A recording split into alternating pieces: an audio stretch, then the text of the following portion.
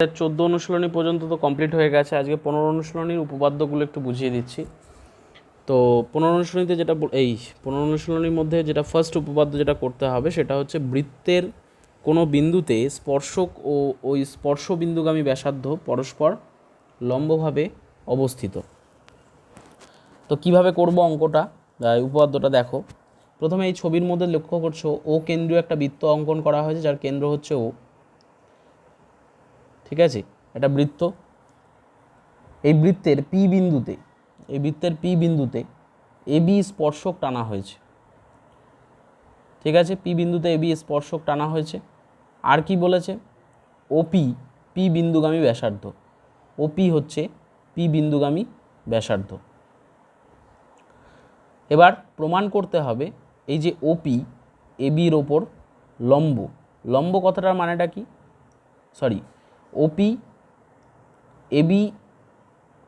ওপি ও AB স্পর্শক পরস্পর লম্ব। অন্যভাবে যদি ঘুরিয়ে বলতে হয়, ওপি এবি স্পর্শকের ওপর লম্ব। আচ্ছা, লম্ব কথাটার মানেটা হচ্ছে একটা সরলরেখার ওপর আরেকটা সরলরেখা দণ্ডায়মান হলে বোথ সাইডে কত ডিগ্রি কোণ হবে? 90 ডিগ্রি কোণ হবে, তখন আমি এটাকে বলতে পারি লম্ব। ঠিক আছে, মানে একটা সরলরেখার ওপর আরেকটা সরলরেখা যদি দণ্ডায়মান হয়, তাহলে পাশাপাশি কোণ দুটির মান যদি 90 ডিগ্রি হয়, মানে প্রত্যেকটা কোণের মান যদি 90 ডিগ্রি হয়, এটাও 90 ডিগ্রি এখান থেকে এটা, আর এটাও যদি 90 ডিগ্রি হয়, তাহলে এই বাহুটাকে আমরা বলবো লম্ব। আমি যদি একটু এঁকে দেখা আলাদা করে, একটা বাহুর ওপর এইটা যদি এরকম টানি, তাহলে এইখানে 90 ডিগ্রি, এদিকেও যদি 90 ডিগ্রি হয়, তাহলে এই বাহুটাকে বলা হয় লম্ব। এইবার বিষয়টা হচ্ছে অঙ্কন করা হয়েছে। এখানে অঙ্কন কি করা হয়েছে বলছে, দেখো এবি স্পর্শকের ওপর অপর যে কোনো একটি বিন্দু কিউ নিলাম। এবি স্পর্শকের ওপর অপর একটা বিন্দু কিউ নেওয়া হয়েছে এবং ও কিউ যুক্ত করে দেওয়া হয়েছে। এবার কি বলছে দেখো, প্রমাণে যদি আসি, স্পর্শক এবি এর ওপর, স্পর্শক যদি দেখি এবির ওপর পি বিন্দু ছাড়া অন্য কোনো বিন্দু বৃত্তের বাইরে অবস্থিত, অন্য যে কোনো বিন্দু বৃত্তের বাইরে অবস্থিত, তাই তো নাকি? আবার বলছি, স্পর্শক এবি এর ওপর স্পর্শবিন্দু পি ছাড়া অন্য যে কোনো বিন্দু বৃত্তের বাইরে অবস্থিত, যেমন ধরো কিউ যদি বিন্দুটা দেখি, এটা তো বৃত্তের বাইরে অবস্থিত, বৃত্তের সঙ্গে তো রিলেটেড নয় বা বৃত্তের সঙ্গে যুক্ত নয়। এবার যেটা বলছে, সুতরাং ও কিউ বৃত্তটিকে একটি বিন্দুতে ছেদ করবে। এবার কি বলছে দেখো, সুতরাং ও কিউ বৃত্তটিকে একটি বিন্দুতে ছেদ করবে। এই যে কিউ বিন্দুটাকে যদি যুক্ত করি, কেন্দ্র দিয়ে যদি টানি, তাহলে একটা বিন্দুতে ছেদ করছে, সেই বিন্দুটা কি ধরে নেওয়া হয়েছে? আর। এবার বলছে ও আর লেস দ্যান ও কিউ। অবশ্যই, কারণ এই পুরো বাহুটা যদি ও কিউ হয় আর ও আর তো এইটুখানি, তাহলে অবশ্যই করে ও আর কি ও কিউর তুলনায় ছোট। আবার ও আর সমান সমান ওপি, এই ও আর ওপির সঙ্গে সমান। কেন? কারণ ও আরও বৃত্তের ব্যাসার্ধ, ওপিও বৃত্তের ব্যাসার্ধ, তাই জন্য লিখে দিয়েছে একই বৃত্তের ব্যাসার্ধ। তার মানে ও আর যদি ও কিউর থেকে ছোট হয়, তাহলে ওপিও কি হবে? ও কিউর থেকে ছোট হবে।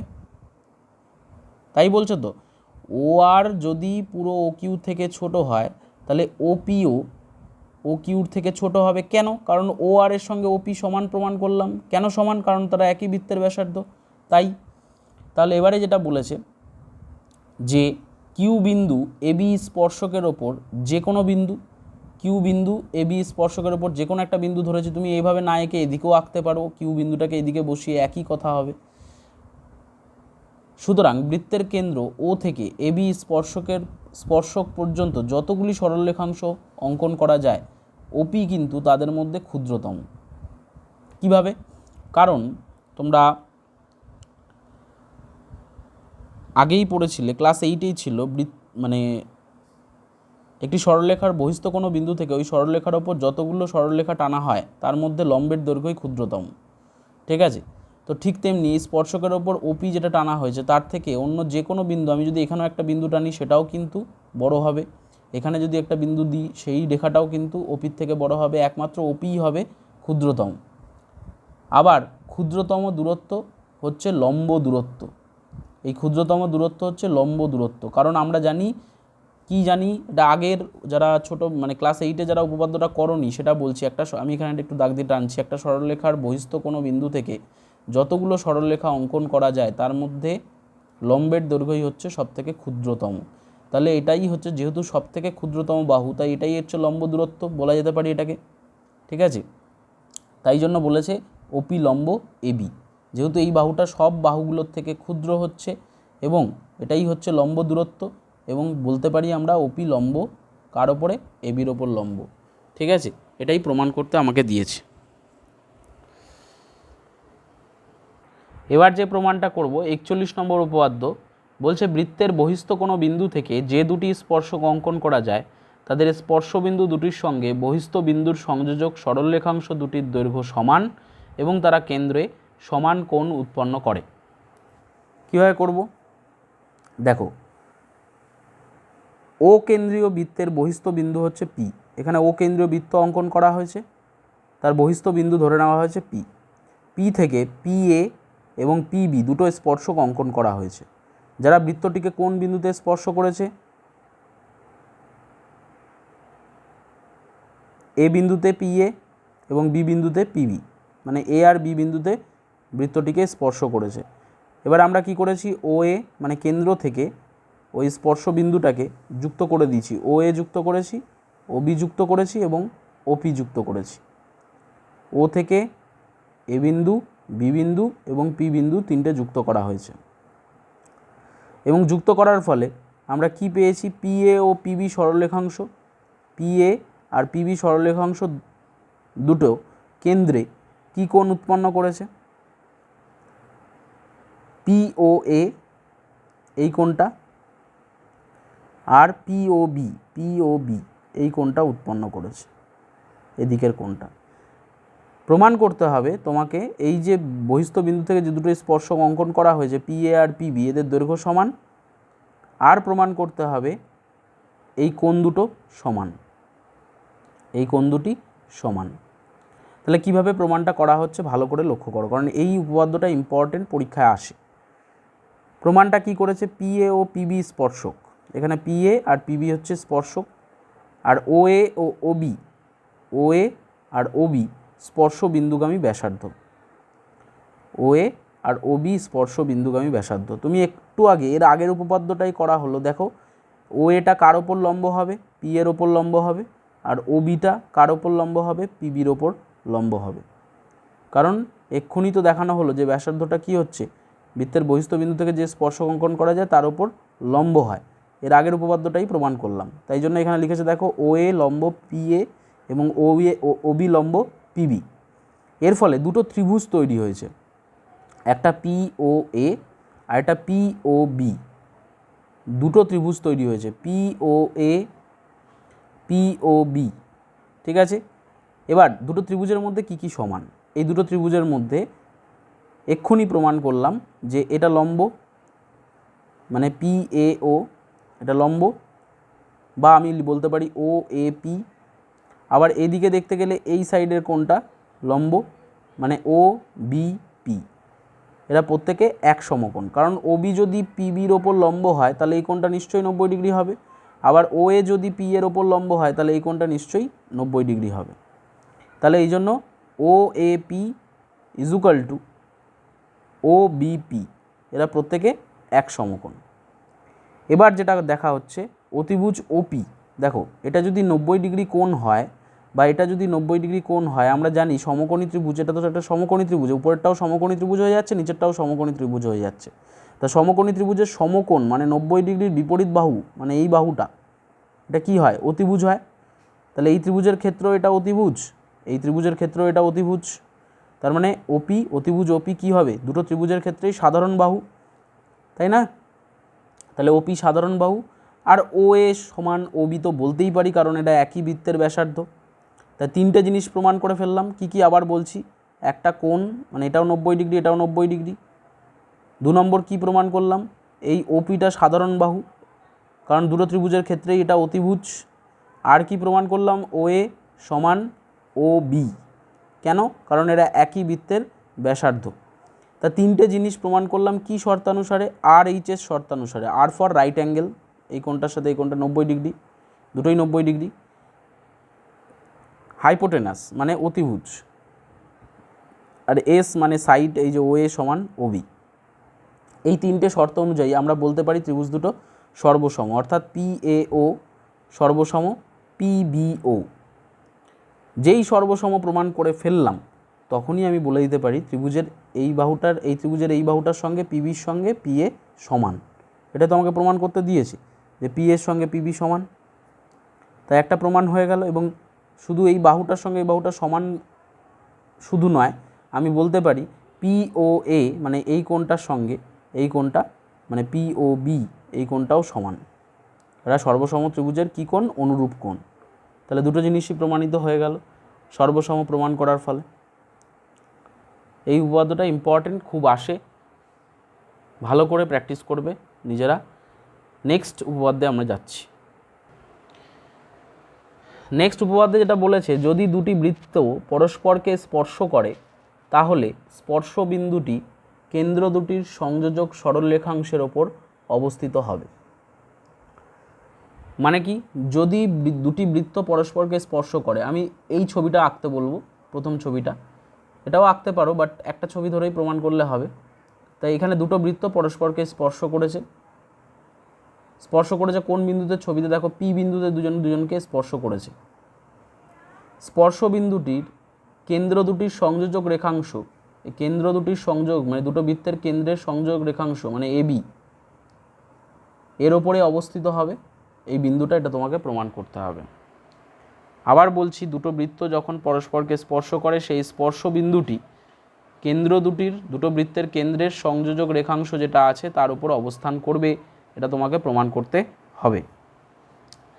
তো এখানে লেখা হয়েছে, দেখো প্রদত্ত কি দিয়েছে, এ ও বি কেন্দ্রীয় দুটি বৃত্ত, এ আর বি কেন্দ্রীয় দুটো বৃত্ত পরস্পরকে কোন বিন্দুতে ছেদ করেছে? পি বিন্দুতে স্পর্শ করেছে। প্রমাণ করতে হবে এ, পি আর বি এই তিনটে বিন্দু একই সরলরেখায় অবস্থিত। তাহলেই তো প্রমাণিত হয়ে যাবে যে এ বির ওপর পি অবস্থান করছে। সমরেখ কথাটা মানেটা কি? যখন তিনটে বিন্দু একই সরলরেখার ওপর অবস্থান করে তখন তাদেরকে সমরেখ বলা হয়। তাহলে এ বির ওপর কী অবস্থান করছে? পি বিন্দুটা অবস্থান করছে। এবারে অঙ্কন করা হচ্ছে, এপি আর বিপি যোগ করা হলো। এপি মানে এ বিন্দু থেকে পি বিন্দু পর্যন্ত যোগ করা হয়েছে, আর বি বিন্দু থেকে পি বিন্দু পর্যন্ত যোগ করা হয়েছে। প্রমাণ করা হচ্ছে, দেখো বলছে এ কেন্দ্রীয় ও বি কেন্দ্রীয় বৃত্ত দুটি পরস্পরকে পি বিন্দুতে স্পর্শ করেছে। সে তো দেখতেই পাচ্ছি। পি বিন্দুতে বৃত্ত দুটির একটি সাধারণ স্পর্শক রয়েছে। পি বিন্দুতে বৃত্ত দুটির সাধারণ স্পর্শক যেটা লাল কালি দিয়ে আঁকা হয়েছে এসটি। এসটি হলো সাধারণ স্পর্শক যা দুটি বৃত্তকেই পি বিন্দুতে স্পর্শ করেছে। ঠিক আছে? তাহলে এ কেন্দ্রীয় বৃত্তের এসটি হচ্ছে স্পর্শক, এ কেন্দ্রীয় বৃত্তের এসটি স্পর্শক এবং এপি স্পর্শবিন্দুগামী ব্যাসার্ধ। এপি হলো স্পর্শবিন্দুগামী ব্যাসার্ধ। তাহলে অবশ্যই করে আমি ফার্স্ট যে উপপাদ্যটা যেটা আজকে শুরু করলাম সেখানে বলেইছিলাম যে বৃত্তের ব্যাসার্ধটা কি হয়, তার বহিস্থ বিন্দু থেকে বা বৃত্তের বহিস্থ বিন্দুতে যদি একটা স্পর্শক অঙ্কন করা হয় তার উপর এটা কি হয়? লম্ব হয়। তাহলে এপি কার ওপর লম্ব? এসটির ওপর লম্ব। একইভাবে আমি যদি এই ছোট বৃত্তটাকে দেখি তার ক্ষেত্রেও একই ঘটনা, কারণ বিকেন্দ্রীয় বৃত্তের এসটি হচ্ছে স্পর্শক এবং বিপি হচ্ছে স্পর্শক বিন্দুগামী ব্যাসার্ধ। তাহলে বিপিও কি হবে? এর ওপর লম্ব হবে। ওকে, তাহলে দুজনেরই মানে এসটির ওপর এ বিন্দু থেকে এপি লম্ব, আবার বি বিন্দু থেকে বিপি লম্ব। তার মানে এপি আর বিপি একই পি বিন্দুতে এসটি সরলরেখার ওপর লম্ব। তাহলে অবশ্যই করে এপি আর বিপি একই সরলরেখায় অবস্থিত হবে। তার মানে সুতরাং বলতে পারি এ পি বি কি? সমরেখ। তো বারে বারে উপপাদ্যগুলো দেখতে হবে এবং বুঝে বুঝে করতে হবে। জাস্ট আমি কতগুলো কথা বলছি সেগুলোকে শুনে গেলাম কিন্তু কিছু বোঝার চেষ্টা করলাম না, সেটা বললে কিন্তু হবে না। টার্মসগুলোর মানে বুঝতে হবে, যেমন সমরেখ কথাটার মানে কি? যদি একাধিক বিন্দু একই সরলরেখার ওপর অবস্থান করে তখন বিন্দুগুলোকে বলা হয় সমরেখ। এই ছবির মধ্যে এখানে তো আমরা দেখতেই পাচ্ছি এ পি আর বি একই সরলরেখার ওপর অবস্থিত, তাই আমি এ পি আর বিকে সমরেখ বলছি। এই হলো মোদ্দা কথা বা মূল বিষয়। সবার মাথায় আশা করি ঢুকেছে।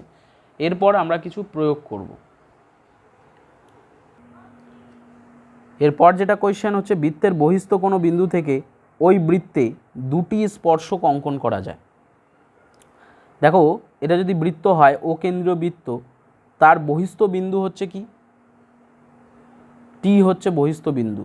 এই টি বিন্দু থেকে দুটো, দেখো রেড কালারে দুটো স্পর্শক অঙ্কন করা হয়েছে, ঠিক আছে। তো প্রমাণ করতে হবে টি বিন্দু থেকে ও কেন্দ্রীয় বৃত্তে দুটি স্পর্শক অঙ্কন করা যায়। একটা হচ্ছে টি এ, এই চিত্র অনুযায়ী, একটা হচ্ছে টি বি, এটা তোমাকে প্রমাণ করতে হবে।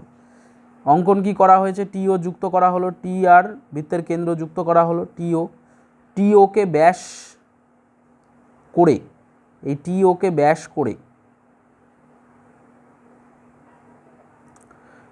একটি বৃত্ত অঙ্কন করা হলো।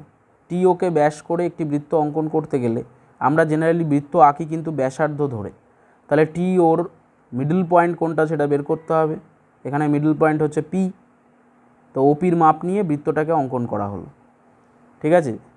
এবার কি বলেছে, যেহেতু টি বিন্দুটি ও কেন্দ্রীয় বৃত্তের বহিস্থ বিন্দু, টি বিন্দুটা ও বৃত্তের বাইরে অবস্থিত বহিস্থ বিন্দু এবং ও হলো অন্তস্থ বিন্দু, সুতরাং টি ওকে ব্যাস করে অঙ্কিত বৃত্তটি ও কেন্দ্রীয় বৃত্তকে দুটো বিন্দুতে ছেদ করবে।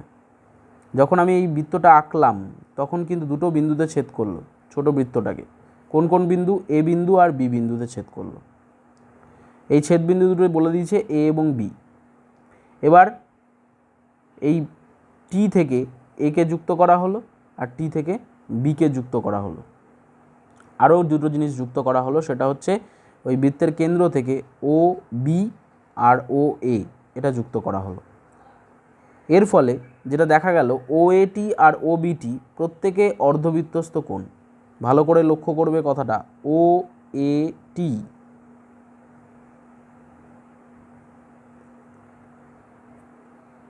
বড় বৃত্তটাকে লক্ষ্য করো, ও এ টি এটা অর্ধবৃত্তস্থ কোণ, আর ও বিটি এটা অর্ধবৃত্তস্থ কোণ। বড় বৃত্তটাকে খেয়াল করতে বলেছি। আর অর্ধবৃত্তস্থ কোণ কী হয়, সমকোণ হয়।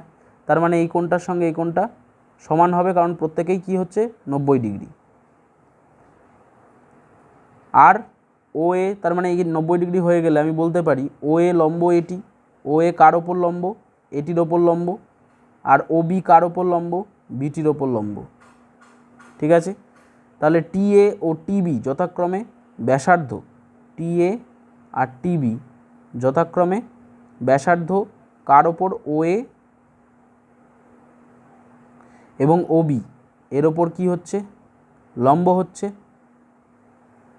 তাহলে টি এ আর টিবি ও কেন্দ্রীয় বৃত্তে যথাক্রমে এ ও বি বিন্দুতে দুটি স্পর্শক। কারণ কি, লম্ব হওয়া মানে আমরা ফার্স্ট উপপাদ্যে যেটা করেছিলাম সেটা হচ্ছে কি, বৃত্তের বহিস্থ বিন্দু থেকে যে স্পর্শক অঙ্কন করা যায় তার ওপর কি হয়, বৃত্তের ব্যাসার্ধ কি হয়, লম্বভাবে অবস্থান করে। তাহলে এখানে যেহেতু লম্বভাবে অবস্থান করছে বৃত্তের ব্যাসার্ধগুলো, তাহলে এটাকেও স্পর্শক এটাও স্পর্শক বলতে পারি। তার মানে টি এ আর টিবি হলো দুটোই ও কেন্দ্রীয় বৃত্তে এ আর বি বিন্দুতে স্পর্শক। এটাই তো প্রমাণ করতে দেওয়া হয়েছে। তাহলে বৃত্তের বহিস্থ বৃত্ত হচ্ছে, মূল বৃত্তটা হচ্ছে ও কেন্দ্রীয় বৃত্ত, তার বহিস্থ বিন্দু টি থেকে দুটো স্পর্শক অঙ্কন করা গেল। আগে বারবার বলছি, আগে উপপাদ্যগুলো ভালো করে বুঝবে, তারপরে প্রয়োগগুলো বুঝতে পারবে। যারা উপপাদ্য ভালো করে করবে না তারা প্রয়োগ ভালো করে বুঝতে পারবে না, আগেই বলে রাখছি, ঠিক আছে। তো ছবিটা একটু খেয়াল করে ভালো করে ধরে ধরে নিয়ে বোঝার পর না দেখে নিজে নিজে করতে হবে, এটা হচ্ছে মূল কাজ। নেক্সট প্রয়োগে আসছি।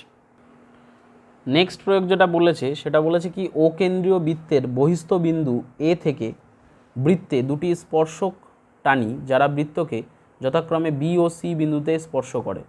প্রমাণ করি এ ও বিসি এর লম্ব সমদ্বিখণ্ডক। দেখো একটু কিভাবে করা হয়েছে, প্রমাণ করতে হবে এ ও বিসি এর লম্ব সমদ্বিখণ্ডক। ছবির মধ্যে যদি দেখো, এ ও বিসি এর লম্ব সমদ্বিখণ্ডক। লম্ব সমদ্বিখণ্ডক কথাটার মানেটা কি, বিসিকে ও এ সরলরেখাটা সমান দুভাগে তো বিভক্ত করবে, কিন্তু কিভাবে বিভক্ত করবে, লম্বভাবে, মানে বোথ সাইডে এদিকের কোণও 90 ডিগ্রি হবে, এদিকের কোণটাও 90 ডিগ্রি হবে, লম্বভাবে সমদ্বিখণ্ডিত করবে। তো ও কেন্দ্রীয় বৃত্তকে যদি আমরা দেখি, বৃত্তের এবি এবং এসি এই দুটো স্পর্শক। এবির সঙ্গে কে সমান, এসি সমান। কারণ আমরা এক্ষুনি প্রমাণ করলাম যে বৃত্তের বহিস্থ বিন্দু থেকে যে দুটো স্পর্শক অঙ্কন করা যায় তারা পরস্পর সমান হয়, দ্বিতীয় উপপাদ্য যেটা করেছিলাম। তাহলে এবি সঙ্গে এসি সমান এবং এও বিএসি এর সমদ্বিখণ্ডক, এও বিসি এর সমদ্বিখণ্ডক, এও বিএসি এর এই কোণটার কি সমদ্বিখণ্ডক। কারণ তোমাকে প্রথমেই যখন বলেছে যে ও কেন্দ্রীয় বৃত্তের বহিস্থ বিন্দু এ থেকে বৃত্তের দুটি স্পর্শক টানি যারা বৃত্তকে বি ও সি বিন্দুতে স্পর্শ করে, প্রমাণ করি যে এ ও বিসি এর লম্ব সমদ্বিখণ্ডক। আচ্ছা, এই যে এক্ষুনি যেটা কথাটা বললাম, এই যে এ ও রেখাটা বিএসি এর সমদ্বিখণ্ডক, এটা কিভাবে বলা হলো, এটা কেন বলা হলো?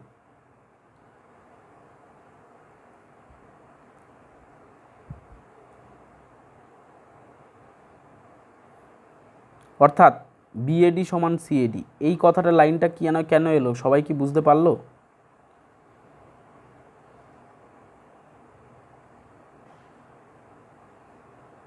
ভেবে দেখো একটুখানি।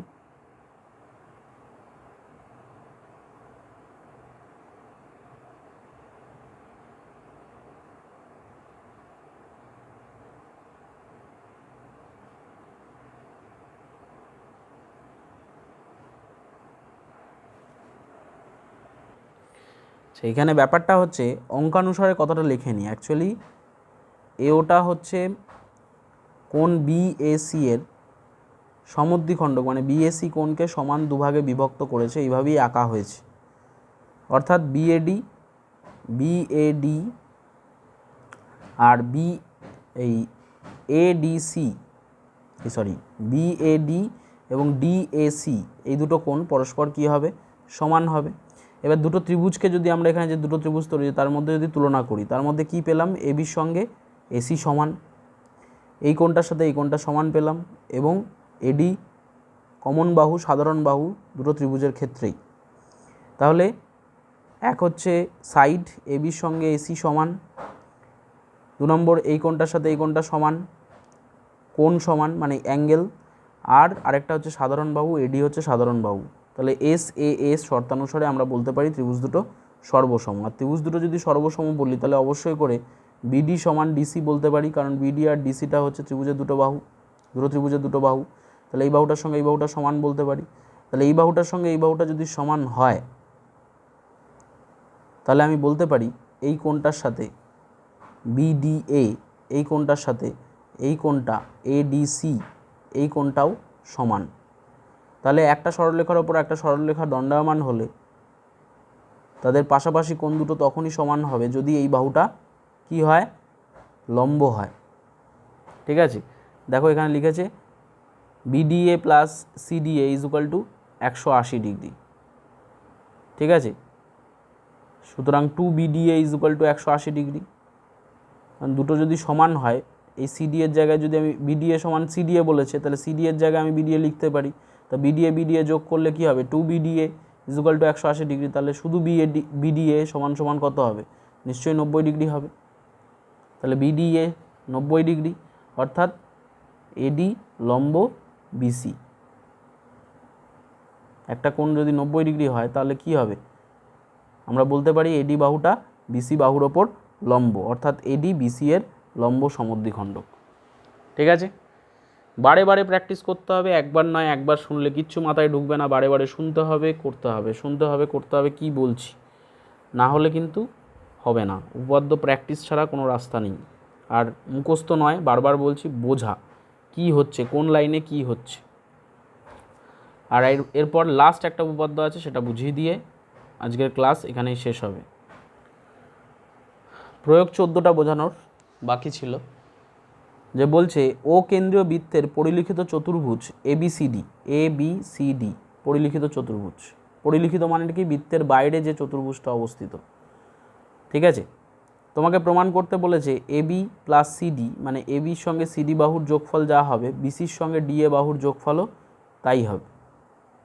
তো এবিসিডি চতুর্ভুজটি ও কেন্দ্রীয় বৃত্তে পরিলক্ষিত। ও কেন্দ্রীয় বৃত্তের বাইরে এবিসিডি চতুর্ভুজটা অবস্থিত।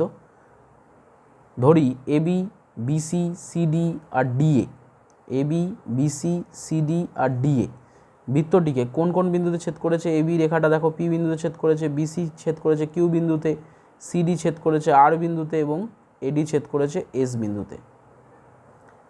তো প্রমাণ করতে কি বলেছে? AB plus CD is equal to BC plus DA. প্রমাণ দেখো করা হচ্ছে। ও কেন্দ্রীয় বৃত্তের বহিস্থ বিন্দু একে এ থেকে এস ও এপি এই দুটো স্পর্শক, তাই নয় কি? বহিস্থ বিন্দু এ থেকে বৃত্তের ওপর এস আর এপি এই দুটো স্পর্শক যদি ধরি তাহলে এরা পরস্পর সমান হবে, কারণ বহিস্থ বিন্দু থেকে যে দুটো স্পর্শক অঙ্কন করা যায় তারা পরস্পরের মধ্যে সমান। একইভাবে আমি যদি বলি বি বিন্দু থেকে বিপি আর বিকিউ এরা পরস্পর সমান। একইভাবে আমরা যদি বলি সি বিন্দু থেকে সিআর এবং সিকিউ পরস্পরের সঙ্গে সমান। আবার একইভাবে যদি বলি ডি বিন্দু থেকে দুটো স্পর্শক ডিএস এবং ডিআর পরস্পরের সঙ্গে সমান, তাহলে এরা যদি পরস্পরের সঙ্গে সমান হয় তাহলে এবি প্লাস সিডি, দেখো লিখেছে এবি প্লাস সিডি, এবির মধ্যে আর সিডির মধ্যে কি কি আছে? এপি আছে, পিবি আছে আর সিডির মধ্যে ডিআর আর আরসি আছে। ঠিক আছে, তাহলে কি লেখা হয়েছে লেখাটা ভালো করে অবজার্ভ করতে হবে। এবার এপির সঙ্গে কে সমান? এপির সঙ্গে এস সমান, তাই এপির জায়গায় এস লেখা হয়েছে। বিপির সঙ্গে কে সমান? বিকিউ সমান, তাই বিকিউ লেখা হয়েছে। সিআরের সঙ্গে কে সমান? সিআরের সঙ্গে ঠিক অপোজিট যে স্পর্শক সিকিউ সমান, তাই সিকিউ লেখা হয়েছে। ডিআরের সঙ্গে কে সমান? ডিএস সমান, তাই ডিএস লেখা হয়েছে। ঠিক আছে, তাহলে AB plus CD is equal to, এবার দেখো এখানের মধ্যে দিকে এএস এর সঙ্গে ডিএস যোগ করব। এএস কোথায়? এএস এর সঙ্গে ডিএস যদি যোগ করি তাহলে কাকে পাবো? এই যে এখানে এএস আর ডিএস পাশাপাশি লিখলে আমি পেয়ে যাব এডি বাহুকে। আর এখানের মধ্যে যে বিকিউ প্লাস সিকিউ আছে, বিকিউ প্লাস সিকিউকে যদি লিখি তাহলে পুরো বাহুটা বিসি বাহুটা পেয়ে যাব। তাই জন্য এএস প্লাস ডিএসের জায়গায় লিখেছে এডি আর বিকিউ প্লাস সিকিউর জায়গায় লিখেছে বিসি। আমাকে প্রমাণ করতে বলেছিল AB plus CD is equal to AD plus BC. প্রমাণিত। খুব আসে পরীক্ষায় প্রয়োগটা, ইম্পর্টেন্ট। এই চ্যাপ্টারের যতগুলো উপপাদ্য এবং যতগুলো প্রয়োগ আছে সমস্তটাই বুঝিয়ে দেওয়া হলো। 15 আমাদের আজকে কমপ্লিট হয়ে গেল। ঠিক আছে, আর এই সংক্রান্ত কিছু ওই যে আমি তোমাদেরকে আগের উপপাদ্যগুলো যেগুলো হয়ে গেছিলো তার কিছু নোটস আমি দিয়েছিলাম তোমাদেরকে, তো সেগুলো আবার একবার একটা দিয়ে দেবো, সেখান থেকেও একটু অঙ্কগুলো দেখে নেবে। আর আমি বারবার বলছি উপপাদ্যগুলো না দেখে নিজেরা বারে বারে প্র্যাকটিস করার চেষ্টা করবে, না হলে কিন্তু কিচ্ছু হবে না। ঠিক আছে, ওকে। আর আবারও বলছি যে যারা যে সকল গার্জিয়ানরা এখনও পর্যন্ত কন্ট্যাক্ট করেনি, হয়তো একবার এই আজকে 4 মাস ক্রস করে 5 মাসে পড়ছি, তার মধ্যে হয়তো অন্তত মানে মিনিমাম একবার অন্তত দেখা করেছে, তাদেরকে আবারও বলছি যে দেখা করার জন্য। যারা স্টুডেন্টরা শুনতে পাচ্ছ গার্জিয়ানদের অবশ্যই বলবে, ঠিক আছে, বা কথা বলার জন্য ফোনে বলবে।